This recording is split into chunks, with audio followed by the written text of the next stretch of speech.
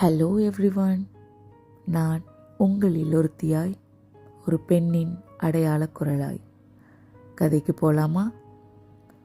ஒரு hospital room. ஒரு அம்மா முதலில் தன் குழந்தையை கட்டி அணைக்கிறாள். That moment time stopped.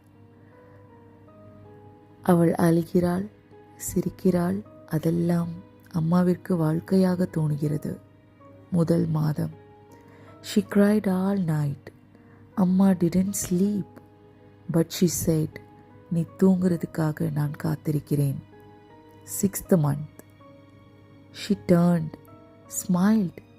அம்மா சொன்னாள், இவள் சிரிப்புக்கு நான் உயிர் கொடுப்பேன்.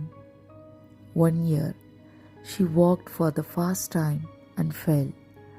Amma didn't run to pick her. Instead, she clapped and said, try again, Kanna, because falling is part of growing. 3 years. She went to school. First time Amma without her. பஸ்ல அவள் போகும்போது அம்மா கண்களில் நீர். But she smiled and whispered, நீ தனியாக போகிறதால எனக்கு பயம் இருக்கிறதல்ல, நீ ஸ்ட்ராங்காக போகிறது எனக்கு பெருமை. 10 years. She asked tough questions.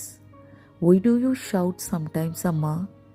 Amma said softly, because I want you to be safe, not scared. நீ வளர்ற ஒவ்வொரு நாளும் நானும் பொறுமையாக வளர்கிறேன் கண்ணா. 18 years. She packed her bags for college. Amma didn't stop her.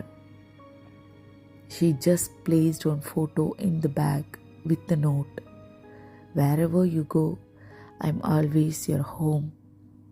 ஒரு குழந்தை வளர்கிறது என்றால் ஒரு அம்மா மனசும் அன்பும் பொறுமையும் வளர்கிறது.